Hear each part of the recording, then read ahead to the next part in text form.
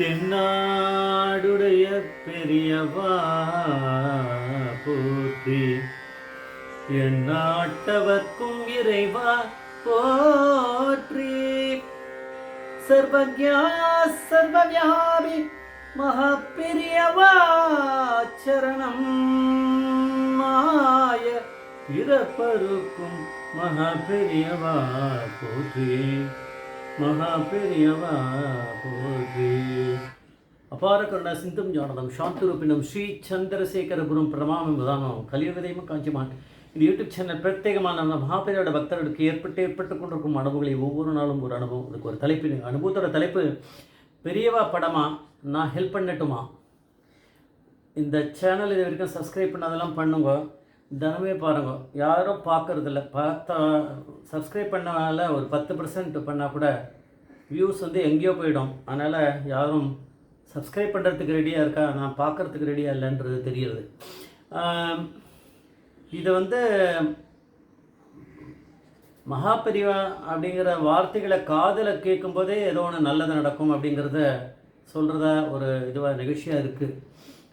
இது வந்து ஸ்ரீமதி ஜெயந்தி குமரேஷ், வீணை விதூஷி. அவள் வந்து கணேஷ் குமரேஷ், அதில் அந்த குமரேஷோட ஒய்ஃப்.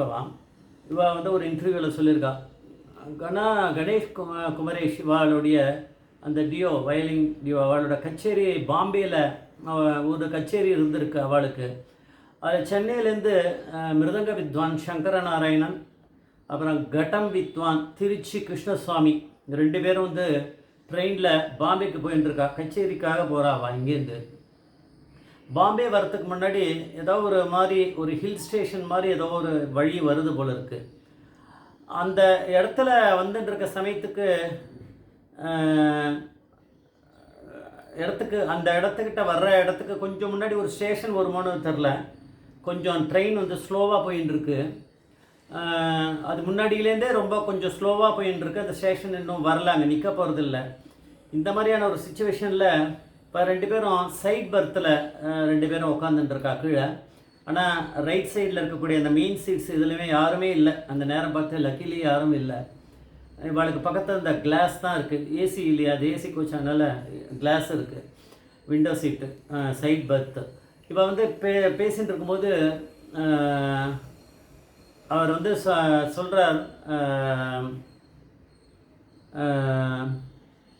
இந்த கடம் வித்வான் திருச்சி கிருஷ்ணசுவாமி சொல்கிறார், இவர்கிட்ட சங்கரா, என்கிட்ட ஒரு மகாபெரிவாருடைய ஒரு ஃபோட்டோ இருக்குது, அது நம்ம பார்த்ததே இல்லை, அந்த மாதிரி ஒரு அபூர்வமான ஒரு ஃபோட்டோ, நான் எடுத்து காமிக்கிட்டோமா அப்படிங்கிறார்.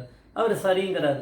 அவர் தலையை குனிஞ்சு கீழே அந்த ஏதோ ஒரு அந்த இதில் ப்ரீஃப் கேஸில் இதில் வச்சுருப்பாரோ இன்னும் தெரில, அதை அவர் எடுக்கிறதுக்கு ட்ரை பண்ணிட்டு இருக்காரு. அதை பார்த்துட்ட சங்கரநாராயணன் என்ன சொல்கிற பார்க்குறாரு. கொஞ்சம் நேரம் அவர் எதிர்பக்கத்தில் உட்காந்துருந்தார், அந்த சீட்லேயே எதிர் சீட்டில்.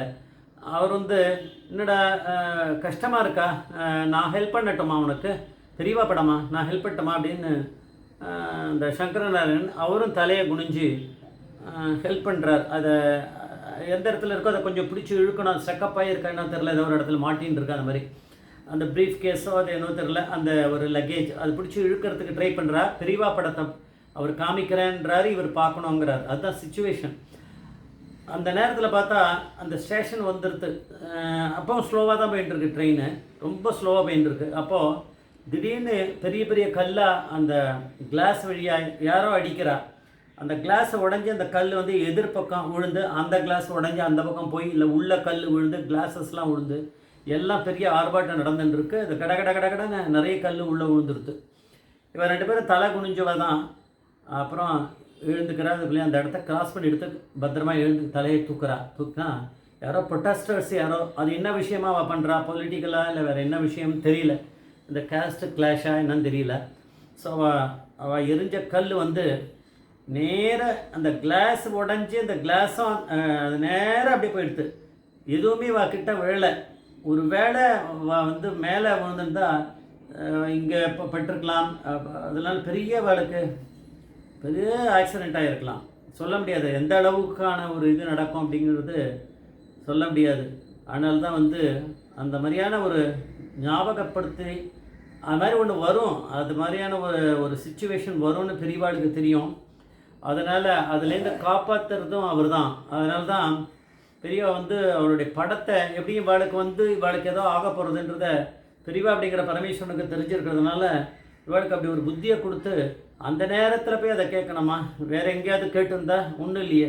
ஆனால் அந்த ப்ரொட்டஸ்டர்ஸ் வந்து அந்த கல் எடுத்து அடிக்க போகிறா அப்படிங்கும்போது அதுக்கு கொஞ்சம் முன்னாடி இந்த பேச்சு வந்திருக்கு. பெரியவாளை பற்றி பேச்சு எப்போனா வரலாம், அந்த நேரத்தில் வந்திருக்கு. அப்போ அவரும் குனிஞ்சிருக்கார், ஹெல்ப் பண்ணட்டுமான்னு இந்த சங்கரநாராயணும் குனிஞ்சிருக்கார்.